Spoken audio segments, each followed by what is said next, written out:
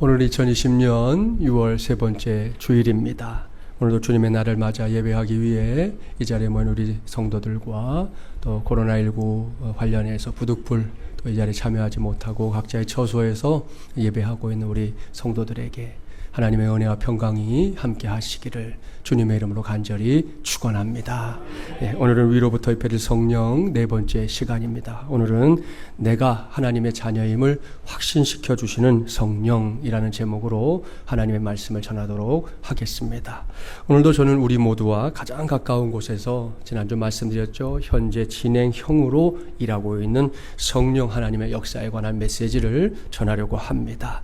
이를 위해 먼저 이 시간에 전제할 말씀이 하나 있습니다. 그것은 신약성 요한복음 16장 8절과 9절 말씀입니다. 그가 성령 하나님이 와서 죄에 대하여 의에 대하여 심판에 대하여 세상을 책망하시리라.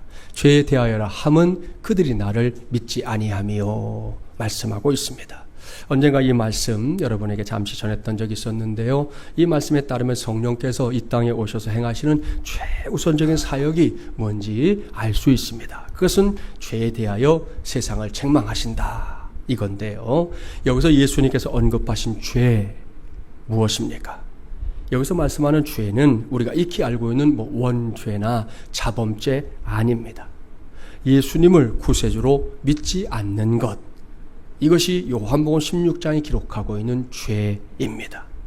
이 말씀은 뒤집어서 말하면 성령께서 이 땅에 오셔서 하실 최우선의 일이 예수님을 나의 구세주로 확실하게 믿게 하는 것, 바로 이것이라는 말씀입니다.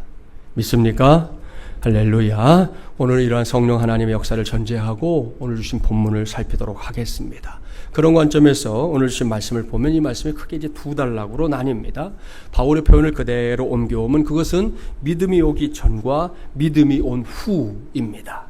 이것은 예수 그리스도께서 이 세상에 오기 전과 오신 이후를 말씀하는 건데요. 이것의 의미와 중요성을 깨닫게 하는 것, 그것이 성령 하나님의 역사입니다. 그럼 먼저 믿음이 오기 전을 볼까요? 본문 23절, 24절 함께 봉독합니다. 믿음이 오기 전에 우리는 율법 아래에 인바되고 계시될 믿음의 때까지 갇혔느니라. 이같이 율법이 우리를 그리스도께로 인도하는 초등교사가 되어 우리로 하여금 믿음으로 말미암아 의롭다함을 얻게 하려 함이라. 아멘. 자, 여기서 주목하게 되는 거 율법입니다. 성경을 읽다 보면 자주 보게 되는 건데요. 신학자들이 말하는 율법의 기능이 있습니다. 첫째, 인간으로 하여금 자신이 죄인이라는 사실을 깨닫게 한다. 둘째, 자신의 무능함을 깨닫게 한다. 셋째, 인류의 구세주이신 예수 그리스도 앞으로 나아가게 만든다. 이것이 바로 율법의 기능입니다. 이렇게 보면 율법은 결코 족쇄가 아닙니다. 옳습니다. 율법은 하나님께서 인간을 구원하기 위해 허락하신 은혜의 도구입니다. 틀림없습니다. 문제는 이 율법이 가진 한계가 있다는 거예요. 사도 바울은 그 한계를 가리켜 우리를 그리스도께로 인도하는 초등교사다, 이렇게 표현하고 있습니다. 그렇다면 초등교사가 뭡니까? 전에 사용하던 개역 성경에서 기억하시나요? 몽학선생, 이렇게 번역도 했었습니다. 자, 이 말은 헬라어로 파이다고고스라는 말인데요. 이 단어는 어린아이를 뜻하는 파이드하고 인도자를 뜻하는 아고스의 합성어입니다. 그러니까 합쳐보면 이렇게 되는 거죠. 어린이를 인도하는 자, 혹은 어린이의 가정교사, 이런 뜻입니다. 이게 초등교사예요. 성경시대를 직접 살아보지 못한 우리의 입장에서는 이런 명칭만 딱 보면 이 사람에게 나름 어떤 명예나 혹은 지위가 있을 거다, 이렇게 생각하기 쉬운데요. 저절로 그런 생각이 드는 건 지금 우리나라에서도 교원 임용고시 얼마나 어렵습니까? 그리고 임용고시가 되면 또 어쨌든 평생 그 직업을 가지고 살 수 있잖아요. 그러니까 그런 생각을 하게 되는데 그것이 성경시대의 현실은 아닙니다. 파이다고고스는 그렇게 고상한 직업이 아니라 종이에요. 노예라는 말입니다. 이 사람은 10세 미만의 주인집 자녀를 맡아서 일정 기간 가정생활과 이제 기초적인 공부, 그리고 학교에 이 다녀오는 일 등등의 지도와 또 감독을 담당했던 종을 가리키는 거예요. 여기서 일정 기간이라고 하는 시간적인 표현에 주목하십시오. 무슨 말입니까? 초등교사는 평생 필요한 존재가 아니다. 그런 말이죠. 어린 자녀가 이제 사리를 분별할 수 있을 때까지, 그때까지만 역할을 감당하는 게 초등교사입니다. 그리고 이것이 율법의 한계입니다. 그렇다면 이게 무슨 말씀입니까? 잘 들어보세요. 먼저 예수 그리스도를 모른 채 살던 사람이 율법을 통해서 이제 나 자신이 결코 의롭지 못하고 억만 죄악 속에서 살고 있다는 걸 발견합니다. 그 다음에 이 문제를 해결해 보겠다고 막 온갖 몸부림을 다 쳐보는데요. 그렇게 했는데도 이것을 해결할 방법을 도무지 찾을 수 없어서 결국은 두 손 들고 구세주를 간절하게 찾게 될 때가 있다는 거지요. 그럴 때 우리도 불러봤던 찬송 아시죠? 전부여 의지 없어서 손 들고 옵니다. 주 나를 외면하시면 나 어디 가리까. 우리 인생 이렇게 될 때까지가 율법이 자신의 역할을 담당하는 기간이다. 이런 말씀입니다. 이것을 너무나도 잘 알고 있었던 사도 바울, 성령의 역사를 힘입어 이제 담대하게 선포합니다. 본문 25절 말씀 함께 봉독해 보지요. 믿음이 온 후로는 우리가 초등교사 아래에 있지 아니하도다. 아멘. 사랑하는 마주물리랑 가지고 여러분 보십시오. 믿음이 온 후로는 딱 여기까지가 율법의 역할입니다.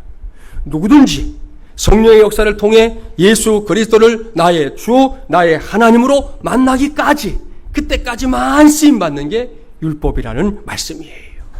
옳습니다. 예수 그리스도를 나의 구세주로 만나기까지 인간은 누구나 그 죄의 굴레를, 그 죄의 사슬을 벗어날 수가 없습니다.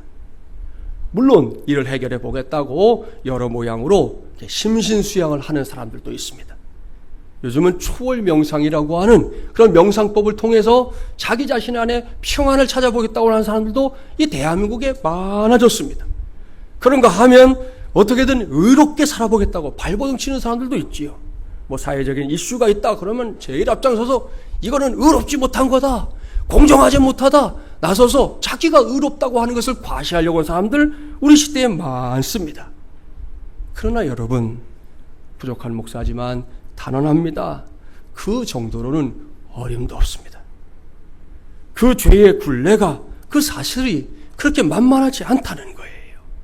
벗어나려고 하면 할수록 더욱 옥죄는 죄를 보게 될 뿐입니다. 결국 이것은 우리의 힘으로는 결코 해결할 수 없다. 이게 결론이에요. 구약시대 생각해 보세요. 레위기에서 볼 수 있는 유대교의 제사 있지요. 번제 비롯해서 소제, 화목제, 속건제, 속죄제 등등이 있습니다. 자, 이 제사들은 하나님 앞에서 인간이 죄의 문제를 해결하는 방법이었습니다. 이를 위해 이제 대부분 이제 동물을 제물로 삼았다는 거, 동물의 피를 흘려서 제물로 삼았다는 거 아시죠? 이 곡식을 빻아 제물로 삼았던 소제만 예외였습니다. 아무튼 이러한 제사를 통해 죄의 문제를 해결할 수 있긴 했습니다. 하지만 그것은 지난 주일에도 말씀드렸지만 제한적이고 또한 한시적인 해결책에 불과했습니다. 왜요? 인간이라는 존재가 한 번만 죄를 지으면 그걸로 해결이 될 텐데 그게 아니라 반복적으로 죄를 짓는 존재, 어제 죄를 졌는데 그 죄를 오늘 짓지 말라는 법이 없는 존재, 결코 이 죄의 굴레를 벗어날 수 없는 존재이기 때문입니다. 이게 인간의 한계예요. 오죽하면 이런 이야기가 있어요. 고속도로에서 이제 과속으로 달리던 차가 있어서 이제 경찰이 이렇게 세웠어요.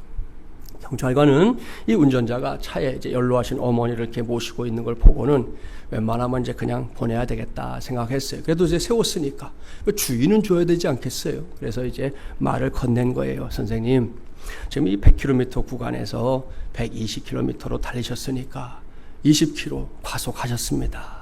그랬더니 운전자가 당황하면서 하는 말, 예, 제가 술을 한 잔 먹다 보니 속도 감각이 없어서 그랬습니다. 죄송합니다. 네? 그렇다면 과속에 음주운전까지 하셨군요. 그때 옆에 타고 있던 부인이 하는 말, 여보, 그러니까 운전면허 없이 운전하지 말라고 내가 그랬잖아요. 이런 무면허 운전 하나 더 추가되겠습니다. 그때 뒷좌석에 타고 있던 어머니가 마지막으로 하시는 말씀. 얘야, 그래서 내가 말했잖니. 남의 차는 훔쳐서 타고 다니는 게 아니라고. 차량 절도죄까지 포함이 됐어요.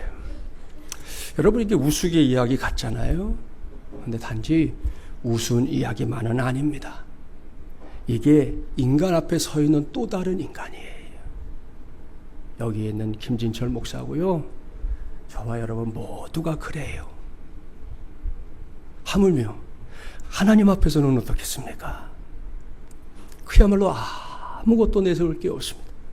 나는 이런저런 업적을 세웠으니 하나님 아시죠? 나 구원해 주셔야 됩니다. 이렇게 말할 수 있는 사람이 이 세상 천지에 한 사람도 없어요. 여기를 봐도 죄, 저기를 봐도 죄입니다. 특별히 사람들이 볼 수 없는 저 밑바닥에 웅크리고 있는 죄. 겉모습만 보니까 모르잖아요. 여러분이 저를 보면 뭘 알겠어요? 그러나 저 밑바닥에 웅크리는 죄를 나는 알잖아요. 나는 정말로 끔찍합니다. 혀를 내두르게 될 때도 있습니다. 이러한 처절함을 철저하게 깨닫게 하고 그 한계 앞에서만 몸부림치게 만드는 것, 그것이 앞서 계속해서 말씀드렸던 초등교사인 율법의 역할입니다. 그렇기 때문에 이것은 분명히 그리고 아주 거대한 이 악순환의 골입니다. 왜입니까? 우리 스스로는 도무지 해결할 길이 없기 때문이에요. 자, 그럼 여기서 끝? 그러면 이건 정말 너무너무 불행한 거죠. 정말 저주죠, 저주. 여기서 끝이 아닙니다. 이러한 인간을 하나님께서 긍휼히 여기셨습니다. 이미 죄인으로 선언된 인간들을 위해 보다 근본적인 해결책을 하나님 편에서 마련하셨어요. 그것은 하나뿐인 독생자 예수 그리스도를 이 세상에 보내신 것입니다. 아무 흠도 정말 죄도 없는 독생자를 우리와 똑같은 이 육체로 세상에 보내셔서 그 아들로 하여금 세상의 모든 죄를 다 짊어지게끔 하신 것이 하나님의 해결책이에요. 그것이 2000년 전 저 유대 땅 골고다 언덕 위에 높이 세워졌었던 우리 예수님의 십자가입니다. 그 위에서 예수님 어떻게 하셨습니까? 불 한 방울, 피 한 방울 남김없이 다 흘리셨어요. 정말 쏟으셨어요. 그렇게 처절하게 세상을 떠났습니다. 아시죠? 여러분, 그날 하늘이 울었습니다. 멀쩡했던 하늘이 주님이 돌아가시는 그 순간 시커먼 어둠으로 나가 이렇게 슬프다고 온 세상에 알렸습니다. 땅도 울었습니다. 땅은 지축을 흔들어대며 우리 주님의 죽음을 안타까워했습니다. 그렇게 온 세상에 숨죽이며 보낸 시간이 사흘이에요. 하루, 이틀, 사흘. 그 시간 동안 온 천하가 칠흑 같은 어둠 속에 갇혀 있었습니다. 정말 이제 한 치 앞도 내다보이지 않았습니다. 단 하나의 소망도 남아있지 않았습니다. 예수님을 지근거리에 섬겼던 제자들 모두가 절망의 자리에 그냥 주저앉아서 허덕이고 있었습니다. 그런데 여러분, 그것도 딱 거기까지예요. 예수 그리스도께서 십자가 달려 죽기 전에 말씀하셨던 대로 무덤에서 부활하셨기 때문입니다. 할렐루야! 이것은 전무후무한 기적입니다. 사탄의 최강목이었던 죄와 죽음과 두려움을 완전히 짓밟는 위대한 승리였습니다. 완벽한 승리였습니다. 바로 그때부터입니다. 우리가 살고 있는 이 세상에 새로운 구원의 원리가 선포됐어요. 그것은 예수 그리스도를 나의 주, 나의 하나님으로 믿고 섬기고 따르면 모든 죄에서 구원받는다라는 이 위대한 하나님의 식입니다. 할렐루야! 사도 바울이 오늘 주신 말씀에서 이러한 구원의 원리를 다시금 확인시켜 줍니다. 앞서 하나님의 구원 역사에 있어서 초등교사의 역할을 담당했던 율법에 대해서 말씀을 전했던 바울이지요. 그러다가 바울이 믿음이 온 후로는 우리 모두가 초등교사 아래에 있지 아니하도다. 여기까지 말씀 살폈습니다. 이제는 기대하는 마음으로 그 다음으로 이어지는 말씀을 잘 보기 바랍니다. 거기에 우리를 구원하시는 하나님의 위대한 식이 자세하게 기록되어 있어요. 본문 26절 말씀 함께 봉독합니다. 너희가 다 믿음으로 말미암아 그리스도 예수 안에서 하나님의 아들이 되었으니 아멘. 여러분, 이 말씀을 코로나19라는 이 사라지지 않는 위협 속에서 맞이한 2020년 6월 세 번째 주일 오늘 이 시간에 저도 여러분도 아주 단단히 붙잡게 되기를 바랍니다. 바울이 뭐라고 말씀하고 있습니까? 이 편지를 받아보고 있었던 당시의 갈라디아 지역의 성도들은 물론이고 21세기에 살고 있는 오늘날에 저와 여러분에게 이르게까지 그렇게 해서 누구든지입니다. 누구든지 예수 그리스도께서 짊어지신 십자가와 그 이후에 일어난 부활의 기적이 바로 나를 위한 것이었다는 사실을 확실하게 믿게 되면 말씀했지요. 그 믿음으로 말미암아 그 사람은 곧 하나님의 아들이 된다. 곧 하나님의 딸이 된다. 이겁니다. 믿습니까? 할렐루야. 그렇습니다. 이거 믿어야 합니다. 이건 여러분의 뭐 느낌이나 감정을 믿으라 이런 거 아니에요. 저와 여러분의 완전하지 못한 이성, 기껏해야 작심삼일에 불과한 의지, 그런 거 믿으라는 거 아니에요. 그거 믿어갖고는 본전도 못 찾아요, 여러분. 이것은 철저하게 하나님의 말씀을 믿으라는 겁니다. 여기에 말씀하고 있는 걸 믿으라는 얘기예요. 우리가 잘 아는 요한복음 1장 12절도 같은 맥락의 말씀이잖아요. 영접하는 자, 곧 그 이름을 믿는 자들에게는 하나님의 자녀가 되는 권세를 주셨으니 아멘. 이것은 하나님의 말씀입니다. 누구든지 예수 그리스도를 믿고 영접하면 그 사람은 곧 하나님의 자녀가 되는 정도가 아니라 하나님의 자녀가 되는 권세를 갖게 된다. 분명하게 말씀합니다. 이건 1.1획도 바꿀 수 없는 사실입니다. 따라서 이 말씀이 우리의 느낌이나 감정, 생각이나 판단, 의지보다 항상 앞서는 말씀이라는 사실 확실하게 인정하고 받아들이는 저와 여러분이 되기를 주님의 이름으로 축복합니다. 이 원리가 어떤 것인지 자, 이 시간에 오셨으니까 아예 시청각 교육을 통해서 지난번에 시청각 교육 했지만 한 번 더 시청각 교육을 통해서 여러분의 이 원리를 좀 각인시켜 드리려고 그래요. 자, 갖고 왔어요. 얼마짜리인지 아시죠? 자, 우리 화평이 마음대로 선택권을 줄게. 뭘 고를래? 5만 원? 속물인데? 찬양대 뭐 고르시겠어요? 5만 원? 저도 5만 원이에요. 자, 그런데 지금은 이렇게 똑같이 빳빳한 걸 준비했지만 자, 제가 한번 해볼게요. 자, 화평이 5만 원? 이게 빳빳한 돈인데? 걔도 이거? 알았어요. 그러면 안 되겠어요.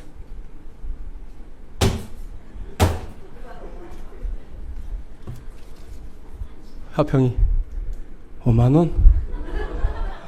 죽어도 5만 원. 죽어도 5만 원. 예, 우리 모두가 그럴 거예요. 저도 그렇지. 똑같아요. 이것이 정신이 올바른 사람의 선택일 겁니다. 사랑하는 마음을 위한 가족 여러분, 왜 우리가 이런 결정을 내리게 되는 겁니까? 그것은 이 돈이 갖고 있는 절대적인 가치 때문이에요. 절대적인 가치에 있어서 이거는 얘의 5배니까 그걸 우리가 아니까 그걸 선택하는 거예요. 설사 이 돈이 가위에 의해서 잘려도 여러분 이 가치는 여전히 동일합니다. 이게 어느 정도 남아있으면 다 바꿔주는 거 아시죠? 예. 자, 우리가 아는 사실이에요. 이것이 바로 저와 여러분이 하나님의 자녀가 된다라는 말씀의 의미입니다. 본문 말씀을 다시금 보세요. 사도 바울은 저와 여러분이 예수 그리스도를 믿음으로 말미암아 다 하나님의 자녀가 되었으니 이렇게 말씀하죠. 그 자녀됨의 의미가 바로 절대 가치를 갖게 된 존재라는 의미예요. 물론 믿음으로 하나님의 자녀가 된 저도 여러분도 요즘같이 이 험난한 인생길 걷다 보면 안타깝지만 속상하지만 할 수만 있다면 그런 일도 없었으면 참 좋겠지만 그러한 바람이 있음에도 불구하고 아픔과 실패를 맛볼 때가 있습니다. 예수 믿으면 안 아프면 좋겠는데 아프잖아요. 예수 믿으면 패배가 뭔지 모르면 좋겠는데 맛봤잖아요. 그러면 그런 것들 때문에 우리의 절대 가치가 바뀌느냐? 아니라는 거예요. 어림도 없습니다, 여러분. 그래도 우리는 여전히 하나님께서 보시기에 귀한 보석과 같이 가장 가치 있는 절대 가치를 갖고 있는 하나님의 자녀들인 줄 믿습니다. 그렇습니다. 때때로 내 바람, 내 소원과 상관없이 아까 보여드린 것처럼 마구 구겨지고 짓밟혀도 나 자신이 갖고 있는 가치는 여전하다는 이 진리를 반드시 그리고 성령의 계절에 확실하게 깨닫는 우리 모두가 되기를 주님의 이름으로 축복합니다. 본문으로 돌아가지요. 이어지는 말씀을 보니까 이러한 자녀됨의 확신을 위해서 하나님께서 허락하시는 놀라운 은혜가 있어요. 그게 뭐냐? 그것은 예수 그리스도로 옷 입는 은혜입니다.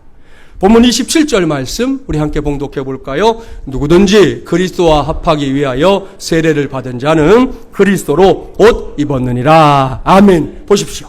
하나님은 하나님의 자녀된 이들을 향해 이제부터 너희들은 나의 자녀들이다 이렇게 말로만 때우는 분이 아닙니다. 사도 바울은 하나님께서 자신의 자녀들에게만 입혀주시는 특별한 옷이 있다 그랬습니다. 그 옷은 세상에서 우리가 볼 수 있는 명품 브랜드 그런 거 아니에요. 수천만 원 호가하는 밍크 코트, 무스탕 이런 거 아니에요. 하나님께서 구원받은 우리에게 입혀주시는 옷은 복음의 주체이신 예수 그리스도, 우리 주님으로 우리를 옷 입혀주시겠다 말씀하고 있습니다. 그렇다면 왜요? 왜 우리에게 이런 새 옷이 필요합니까? 그 이유를 설명하겠습니다. 자신의 얘기로 들어야 돼요. 요즘 우리가 사는 세상을 보겠습니다.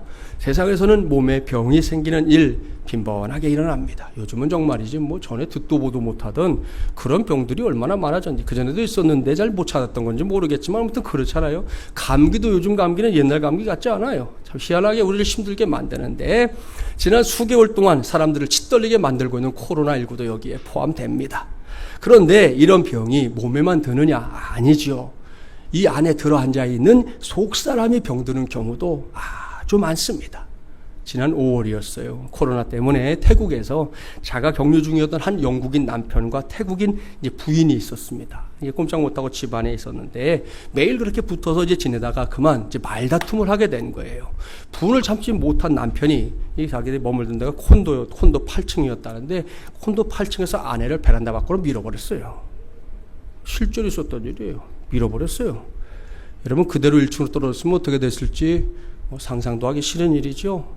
다행히도 그 건물이 좀 이렇게 생겼나 봐요. 위층이고 그 다음 층 이렇게 좀 그래서 7층 지붕에 떨어졌어요. 다행히. 그래서 생명에는 지장이 없지만 왼쪽 팔이 탈구되고 고관절 골절에 부상을 입어서 병원 신세를 지게 됐고요. 남편은 경찰에 입건되는 그런 일이 지난 5월 초에 있었습니다. 보십시오. 이렇게 우리 주변에는 마음이 병든 사람들이 있습니다. 요즘은 정말이지 그런 사람들이 많아지고 있구나 생각할 때가 적지 않아요.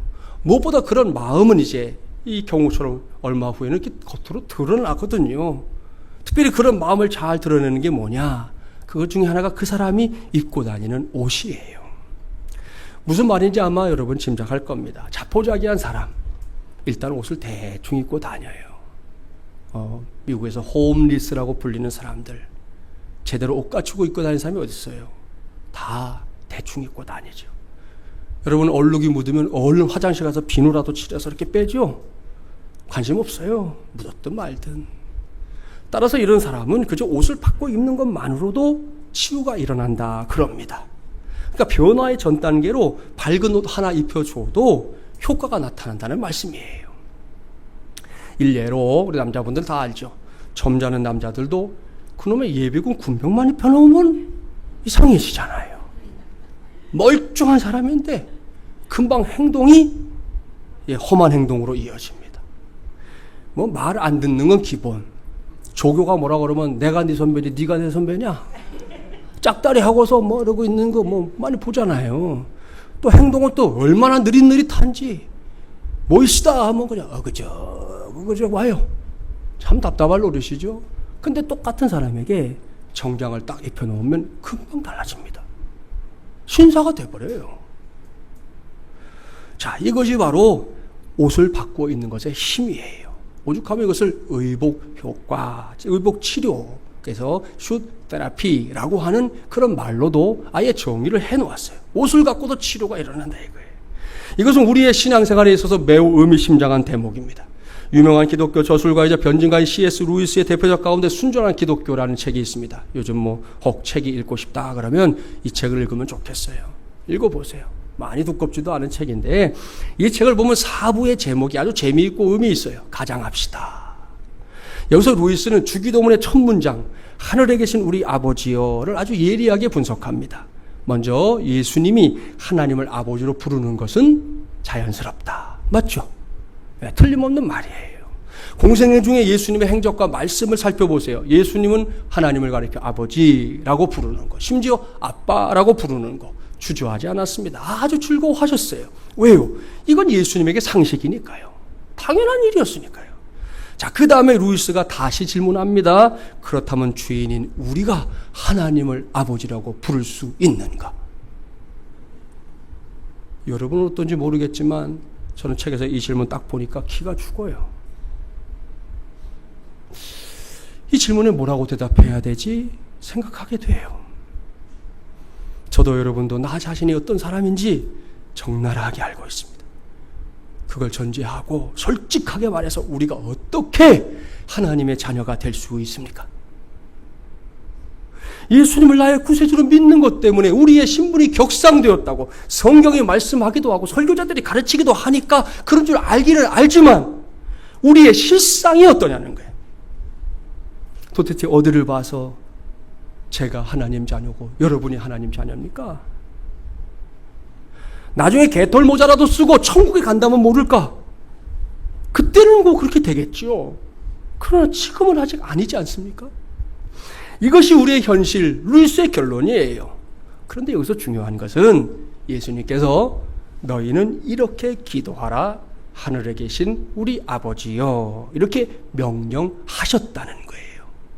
이 명령이 중요합니다. 자, 이제부터 한번 기도해 볼래? 난 네가 기도했으면 참 좋겠는데 하늘에 계신 우리 아버지라고 기도해 볼래? 그랬다면 이 말씀의 의미가 없는데 명령하셨다니까요. 명령하셨어요. 자, 그렇다면 이 명령은 뭐냐? 루이스가 이렇게 해석하는 거예요. 예수님께서 아직도 부족하고 여전히 허물이 많고 많은 우리에게 하나님을 아버지라고 부르며 기도하라고 명령하신 것은 하나님의 자녀로 미리 행세하라는 뜻이다. 이렇게 해석하고 있습니다. 그렇게 미리 자녀 행세를 하면 하나님께서도 여전히 부족하고 허물진 우리를 아들과 딸로서 미리 인정해 주기로, 이게 이제 하늘에서 약속된 약속이라는 거예요. 이것이 루이스가 설명하는 구원입니다. 또한 이것이 사도 바울이 말씀하고 있는 예수 그리스도 옷 입기고요. 이것이 성령 하나님께서 구원받는 사람들을 위해 오늘도 우리 가운데서 행하시는 사역입니다. 이러한 사실은 우리의 삶 속에서도 쉽게 발견할 수 있어요. 자, 어떤 사람과 어떤 사람이 별로 친하지 않아요. 그런데 이제 어떤 이유에선가 이제 상대방에게 내가 친한 척하면, 그게 한 번으로 끝나면 안 돼요. 네, 두 번, 세 번 계속 친한 척하면, 계속 되다 보면 진짜 친해집니다. 해보세요.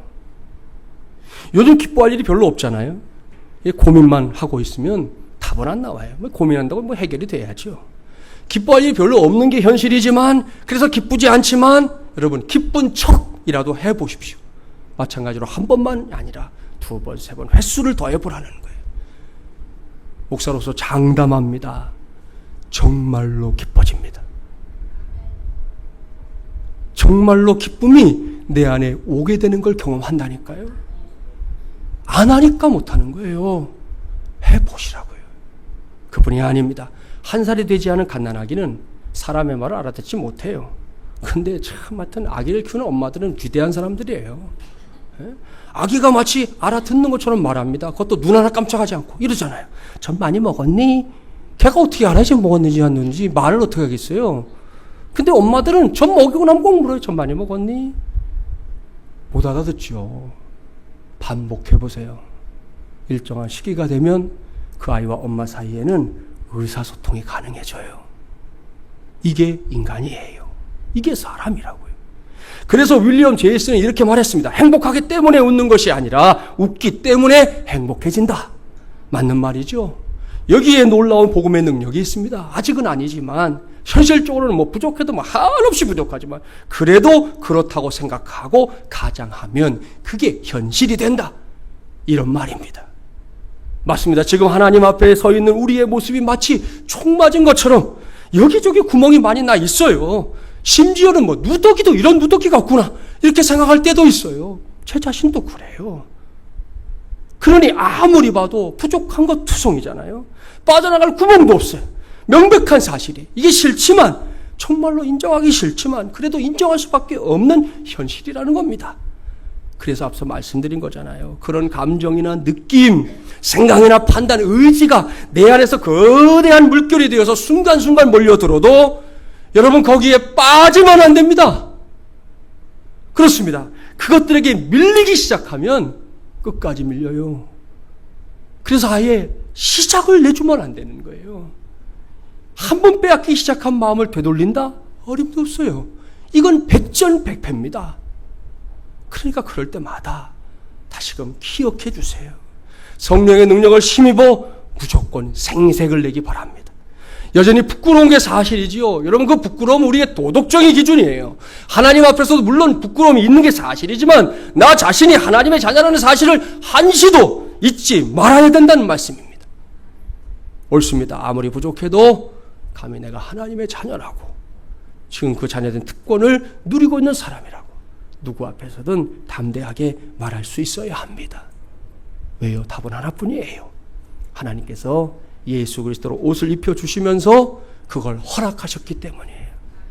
이제부터는 그렇게 해도 된다? 허락해 주셨기 때문이에요. 그리고 이걸 보증하는 분이 있습니다. 성령 하나님입니다. 신약성경 고린도후서 1장 21절 22절 말씀 귀 기울이고 잘 들으세요. 우리를 너희와 함께 그리스도 안에서 굳건하게 하시고 우리에게 기름을 부으신 이는 하나님이시니 그가 또한 우리에게 인치시고 보증으로 우리 마음에 성령을 주셨느니라. 아멘. 할렐루야. 보십시오. 성령께서 우리의 구원에 있어서 확실한 보증입니다. 사람들은 보증 섰다가 보증 서게 만든 사람 도망가면 쫄딱 망하잖아요. 성령은 그렇지 않아요. 성령은 우리의 보증이 되시고 하나님은 그렇게 우리를 믿어주십니다. 또한 우리를 기꺼이 예수 그리스도 안에서 하나님의 자녀가 되게 하셨습니다. 그랬기 때문에 아직은 부족하지만 그래도 감히 나는 하나님의 자녀입니다. 이렇게 담대하게 말할 수 있는 줄 믿습니다. 나만이 아니죠. 지금 내 옆에 앉아있는 그 성도도 마찬가지입니다. 그 사람이 여러분의 눈에 어떻게 보이든 관계없습니다. 주님이 없는 이 교회 안에 앉아있는 한 그 사람 역시 하나님의 자녀요 그 권세를 누리고 있는 하나님의 사람인 줄 믿습니다. 그러니까 우리가 서로 그렇게 보아주셔야 돼요. 우리 안에서 내가 하나님의 자녀야 그러면 아이고 뭐 신앙생활을 그렇게 그건 잘못된 거예요. 내가 하나님의 자녀야 그러면 맞다고. 나도 하나님의 자녀라고. 우리가 하나님의 자녀 되었으니 얼마나 복된 삶이 우리를 기다리고 있느냐고. 그렇게 말해야 정답이죠. 오답을 말하지 마세요. 정답을 말하기 바랍니다.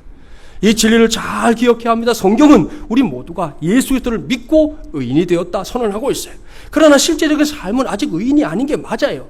그런데 의인이라고 믿고 의인인 척하면서 살게 되면 어떻게 된다고요? 나중에 의인이 된다는 말씀이에요. 물론 처음부터 진짜 변화되면 그건 정말이지 뭐 너무 좋은 일이죠. 그리고 궁극적으로 저도 여러분도 진짜로 변해야 돼요. 그런데 처음부터 진짜 변화가 가능하냐? 그렇지 않습니다. 부득불 우리의 한계와 약점 때문에 첫 단계는 변화된 듯이 행동해야 한다는 겁니다. 그래서 성령의 감동으로 기록된 성경도 이 과정을 옷 입으라. 벌거벗은 채로 의롭다고 말하신 적이 없어요. 벌거벗으면 우린 다 죄인이에요. 지옥에 던져져도 할 말이 없어요.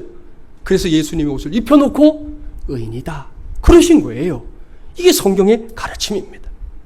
오늘 주신 말씀에서만이 아닙니다. 골로새서 3장 12절 말씀 자막에 나오니까요. 우리 함께 봉독해 볼까요? 그러므로 너희는 하나님이 택하사 거룩하고 사랑받는 자처럼 긍휼과 자비와 겸손과 온유와 오래 참음을 오집고. 아멘. 여기에 나열되고 있는 겸손, 온유, 오래 참음 등등이 한꺼번에 내 안에서 열매를 맺으면 얼마나 좋겠어요. 정말 좋겠죠. 그런데 그것은 불가능한 일입니다. 그래서 겸손한 듯 행동하고 온유함과 오래 참음으로 행동하다 보면 나중에는 진짜 겸손과 온유, 오래 참음이 내 안에 자리를 잡는다는 거예요. 이것이 옷 입음의 원리고요. 이것이 내가 하나님의 자녀임을 확신시켜 주시는 성령의 역사입니다. 예를 들어 볼게요. 자, 우리 중에 아주 무뚝뚝한 사람이 있다 가정해 봅시다. 계속 그렇게 가면 하나님 부를 때까지 무뚝뚝하게 살 거예요. 그렇죠? 자, 그런데 그런 사람이 어느 날 깨달았어요. 아, 이러면 안 되겠다. 그래서 사람들 앞에서 반응할 때마다 의도적으로, 처음엔 그게 안 되죠. 남의 옷 같으니까 막 굉장히 힘들고 불편하지만 의도적으로 친절이라는 옷을 입어보라는 거예요. 억지로라도 사람들이 같이 움직일 때 먼저 가서 문도 좀 열어주고, 식당 같은 데 가보면 있잖아요. 누군가는 방석이라도 이렇게 놔주지만 또 어떤 사람은 아예 안 하기도 하는데, 그럴 때 나서서 내가 방석도 다 이렇게 깔아주는 배려도 해보고, 그렇게 자꾸만 친절로 옷 입으면 내가 진짜로 친절해진다니까요. 안 하니까 변화가 없는 거예요. 해야 변화가 생기는 거거든요. 어떤 사람에게 자꾸만 우쭐대려고 하는 마음이 있다 가정해 봅시다.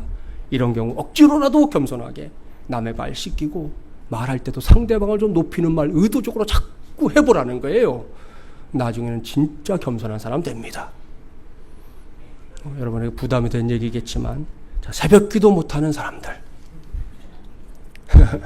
미리 나는 새벽 기도하는 사람이야 이렇게 공언하라는 거예요. 하고 싶거들랑 그렇게 공언하라고. 공언하세요. 공언하면 내가 했던 말에 대한 책임을 지기 위해서 처음엔 잘 안 되겠지만 한 번, 또 뭐 두 번, 뭐 듬성 한 번, 어떻게든 그렇게 하다 보면 어느새 내가 새벽 기도의 사람이 되어 있는 것을 발견하게 된다는 거예요. 여기서 당부합니다. 변화되기 전에 미리 옷부터 입으십시오. 이게 성경의 시기예요. 그 옷을 입지 않고 내 스스로 하려고 하니까 답을 못 찾는 거예요. 옷부터 입어야 돼요. 그렇게 하다 보면 결국은 그 옷 입음이 내 인생에서 위대한 변화를 일으키는 성령의 능력이 될 줄 믿습니다. 그리고 이렇게 저와 여러분이 믿음 안에서 예수 그리스도 옷을 입게 될 때 우리 안에서 위대한 역사가 일어나는데요. 그것이 뭐냐? 오늘 말씀 보니까 이렇게 서로 다르고 다른 우리 모두가 하나됨을 이루게 된다 그랬습니다. 본문 28절 함께 봉독합니다. 너희는 유대인이나 헬라인이나 나 자유인이나 남자나 여자나 다 그리스도 예수 안에서 하나이니라. 아멘. 무슨 말씀인지 아시죠? 저와 여러분이 다 성령의 역사를 힘입어 하나님의 자녀가 된다는 것은, 그리고 우리가 예수 그리스도라는 새 옷을 입는다는 것은 결국 우리 모두가 하나됨을 이루는 데까지 나아갈 수 있다, 그런 말씀이에요. 그렇습니다. 지금 이 자리만 해도 이렇게 연령도 다 다르고 살아가는 환경도 다르고 또 뭐 성향, 생각 다 다르잖아요. 그런 사람들이 앉아 있어요. 이러한 우리가 어떻게 해야 하나가 돼서 이 마중물이라는 공동체를 섬겨나갈 수 있겠습니까? 여기서도 예수 그리스도로 옷 입는 것이 뭔지 설명하려면 뭐 부지기수겠지만 한 가지만 말씀드릴게요. 그것은 예수님께서 친히 말씀하신 신약의 황금률을 실천하는 겁니다. 마태복음 7장 12절. 자, 자막에 나오죠? 마음을 다해서 봉독해 볼까요? 그러므로 무엇이든지 남에게 대접을 받고자 하는 대로 너희도 남을 대접하라. 이것이 율법이요 선지자니라. 아멘. 잘 아는 말씀이죠? 이제는 아는 것에만 그치지 말고 적극적으로 실천해 보는, 요즘 우리 시대, 지금 이 코로나19 시대가 그야말로 이 말씀을 실천하기 참 좋은 시대, 꼭 필요한 시대니까요. 해보라는 말씀이에요. 그리할 때 우리 모두는 성령 하나님의 역사를 힘입어서 이 말씀에 약속된 복을 복 그대로 받아 누리게 될 줄 믿습니다. 제가 아는 목사님 한 분이 미국에 있을 때 한 교포 2세 대학생 형제가 직접 경험했던 일을 이렇게 들었다 그러면서 이제 우리 모임에서 한번 해준 얘기예요. 그 학생이 한국 식당에서 아르바이트를 하고 있었습니다. 그런데 우리나라 관광객이 와서 설렁탕을 이제 먹던 모양인데, 설렁탕 먹다가 이제 깍두기가 떨어질 수 있잖아요. 그러니까 깍두기가 떨어지니까 깍두기다! 이렇게 크게 소리를 치더라는 거예요. 당시에 뭐 너무나 이제 손님이 많아서 분주했던 탓에 이 학생이 예, 손님 조금만 기다려주세요. 이렇게 말했어요. 그랬더니 관광객이 좀 참아주면 될 것을, 야! 넌 내가 누군 줄 알아? 내가 사장이야, 사장. 직원을 70명이나 거느리고 있는 사람이야. 빨리 깍두기 가져와! 거기서 70명이 왜 나오는 거예요, 도대체? 아무튼 신경질을 내면서 말하더라는 게 기가 막히잖아요. 이 학생도 당혹스러웠어요. 근데 잠깐 있다가 이 친구가 이렇게 말해요. 이 친구 참 훌륭한 친구예요. 선생님, 제가 누군 줄 아세요? 저는 손님에게 깍두기를 얼마나 많이 그리고 얼마나 빨리 주느냐를 결정하는 사람이에요. 그러니까 저에게 함부로 하지 마세요. 그 말 한마디에 뭐 식당 안은 막 박장대소가 터져나왔어요. 본인은 얼굴이 홍당무가 되고 말았어요. 사랑하는 여러분, 이 실화 속에 예수님의 교훈이 그대로 들어있습니다. 역지사지라는 말 아시죠? 다른 사람의 처지에서 생각해라. 우리가 수십 년 알고 있고 들고 왔고 또 다른 사람한테 권면할 때도 써먹고 다 그랬던 말. 여기 있는 내가 저기 한번 가보는 거. 그거 하라는 거잖아요. 그러면 내 자신이 지금 뭘 잘못하고 있는지 뭘 해야 하는지 알 수 있게 된다는 겁니다. 예수님의 가르침이 바로 거기에 있습니다. 그 가르침을 따라 사는 것, 그것이 예수 그리스도로 옷 입는 것입니다. 또한 그것이 하나님의 자녀된 저와 여러분에게는 마땅한 삶이에요. 요즘 우리가 사는 세상이 이런 사람들을 그리워하고 있다는 것, 이런 사람을 필요로 하고 있다는 것 다 아시죠? 이를 위해 오늘도 지금도 성령께서 우리 안에 역사하십니다. 그것은 내가 하나님의 자녀임을 확신시켜 주시는 성령의 역사입니다. 이를 위해 기꺼이 예수 그리스도를 옷 입게 하십니다. 우리가 하나님의 자녀로서 누려야 할 복과 은혜의 주인공 되게 하십니다. 이러한 확신과 신앙 고백으로 여전히 흉흉한 세상살이이긴 하지만 그래도 성령 하나님과 함께 저 흉흉한 세상 한복판에서 하나님의 자녀됨의 권세를 드러내며 사는 저와 여러분 우리 모두가 되기를 주님의 이름으로 간절히 축원합니다.